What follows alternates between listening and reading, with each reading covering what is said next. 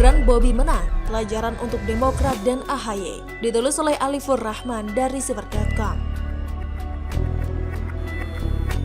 Sebelum kita lanjut, jangan lupa subscribe dan nyalakan loncengnya agar Anda menjadi yang pertama mendapatkan informasi dari jurnal terupdate. Terus terang, saya termasuk yang agak khawatir dengan hasil Pilkada 2020.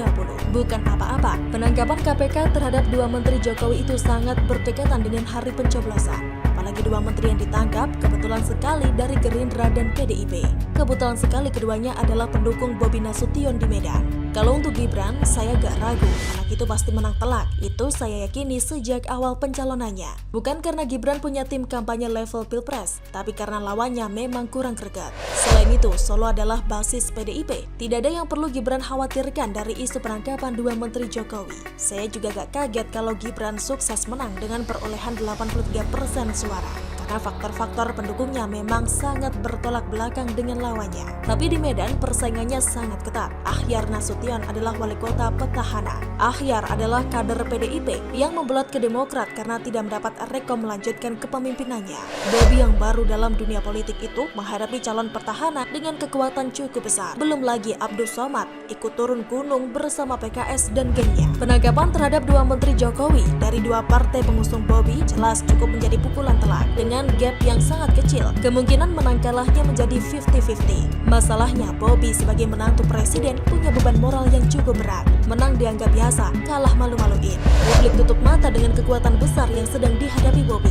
Bahkan mungkin saja gak tahu kalau Ahyar adalah wali kota petahana. Pokoknya, kalau Bobi kalah, ya malu. Namun dengan sikap dewasa yang ditujukan oleh Gerindra dan PDIP, isu penangkapan KPK itu akhirnya tidak berdampak fatal pada Pilkada Medan. Bobi unggul 55%, itu angka yang sangat luar biasa besar untuk seorang anak muda yang baru pertama maju di Pilkada, sukses mengalahkan petahana. Sebenarnya saya sempat memprediksi dua kasus penangkapan oleh KPK itu tak akan berdampak signifikan. Namun tetap saja, itu cukup mengkhawatirkan mengingat beban moral keluarga presiden yang harus dikawal secara sempurna untuk kemenangan. Kemenangan Gibran dan Bobi adalah tanda betapa masyarakat masih sangat-sangat percaya dengan Presiden Jokowi. Sehingga dua kasus penangkapan kasus korupsi oleh KPK tidak berdampak signifikan terhadap dua calon kepala daerah dari keluarga presiden. Selain itu, memang kualitas Gibran dan Bobi cukup layak untuk memenangkan pertandingan. Di level pencalonan yang pas, kemenangan Gibran dan Bobi mestinya dijadikan pelajaran dan evaluasi, terutama bagi Demokrat. Anak SBY yang kini dikarbit untuk tiba-tiba menjadi ketum parpol melangkahi banyak seniornya, semestinya sadar diri. AHY bukan siapa-siapa, tak punya pengalaman apa-apa kecuali kekalahannya di Pilkada Jakarta. Maka jangan pernah bermimpi untuk menjadi capres. Kalau berani, mulailah dari tingkat kota. Kalaupun mau tingkat provinsi, ambillah yang lebih rasional, bukan Jakarta. Ini udah kalah di Jakarta, malah digadang-gadang jadi capres. Itu kan sama kayak Somad yang sudah gagal jadi influencer kampanye di Pilpres 2019, masih dipakai di Pilkada Medan. Udah tahu influencer gagal, dipakai lagi. Ya gagal lagi. Hahaha. Atau kalau AHY memang sudah terlalu agung untuk maju level kota, terlalu priayi, minimal bersedia jadi wagub dulu. Misal AHY jadi wakilnya Anies di Pilkada DKI, itu lebih masuk akal. Tapi apapun itu, AHY sudah terlanjur jadi ketua umum partai dan levelnya memang sudah capres. Rasanya belum pernah ada ketum partai maju di Pilkada. Posisi AHY jadi serba salah lagi. Pada akhirnya kepada Gibran dan Bobi, saya ucapkan selamat bekerja. Kemenangan ini berat sekali. Status sebagai anak dan menantu presiden mungkin dapat membantu suara kalian di Pilkada kemarin. Tapi beban dan tanggung jawab kalian setelah ini akan jauh lebih berat. Karena dikit-dikit akan dibandingkan dengan kerja keras Jokowi. Kalian adalah kepala daerah yang tak boleh salah sedikit pun di mata hukum. Karena sedikit saja melenceng, kubu oposisi tingkat nasional akan ikut menyerang dan mengait-ngaitkannya dengan Presiden Jokowi. Begitulah kura-kura.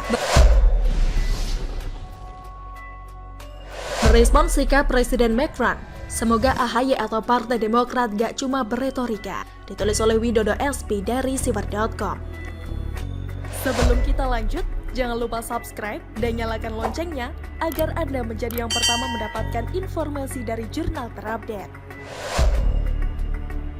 Agus Harimurti Yudhoyono atau AHY, Ketua Umum Partai Demokrat, akhirnya bersuara juga terkait sikap dan pernyataan Presiden Perancis Emmanuel Macron yang dinilai menyudutkan Islam dan membiarkan penerbitan ulang karikatur Nabi Muhammad SAW oleh majalah Charlie Hebdo sebagai tindakan yang tidak bisa dibenarkan.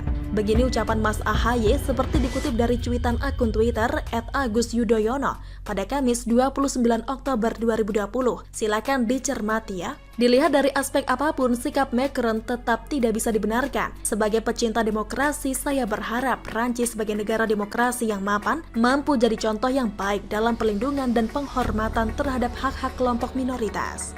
Jangan membiarkan kontroversi ini berlarut-larut dan timbulkan hal-hal yang tidak produktif di tengah pandemi. Tak lupa AHY juga menyebut bahwa sebagai negara dengan jumlah populasi Islam terbesar di dunia, Indonesia memiliki tanggung jawab moral untuk turut menyuarakan aspirasi umat Islam lain di dunia. Oleh karenanya, AHY mengajak agar saudara-saudara umat Islam untuk menahan diri dan tidak terprovokasi. Mari kita buktikan Islam sebagai rahmatan lil alamin, membawa rahmat dan pesan damai bagi dunia, ujar AHY memungkasi cuitannya. Saya nggak terlalu ingin menanggapi soal pernyataan Presiden Macron karena sudah dibahas oleh penulis-penulis lain.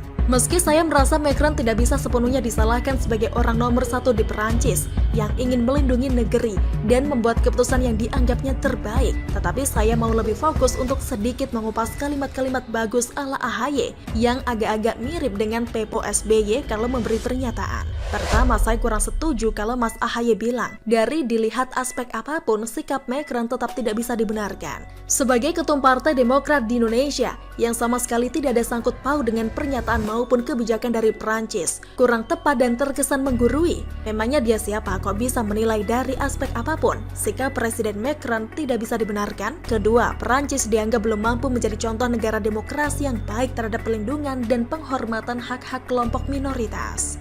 Rasanya tidak juga seperti itu kok.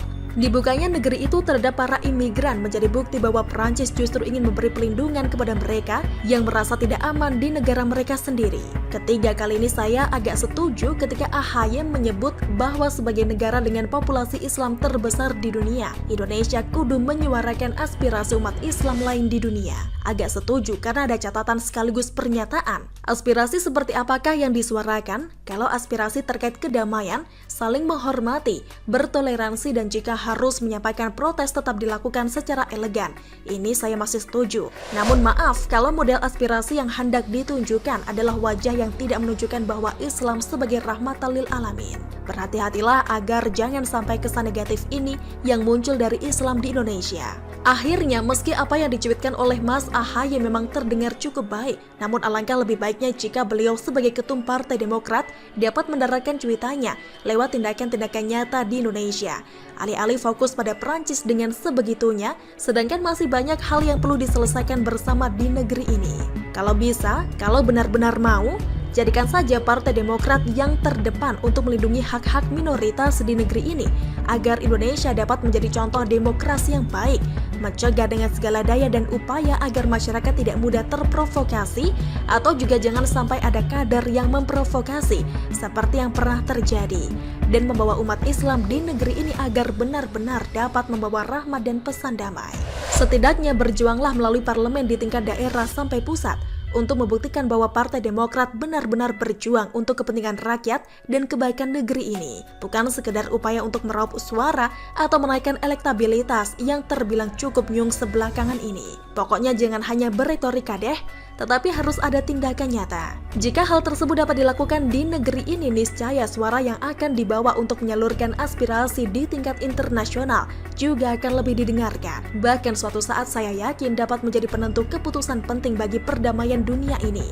Tak hanya bagi negara-negara dengan mayoritas muslim di seluruh dunia. Bukankah begitu kura-kura? Bagaimana menurut Anda? Silahkan tulis komentar di kolom komentar. Jangan lupa untuk like, subscribe, dan share. Arkana pamit, sampai jumpa.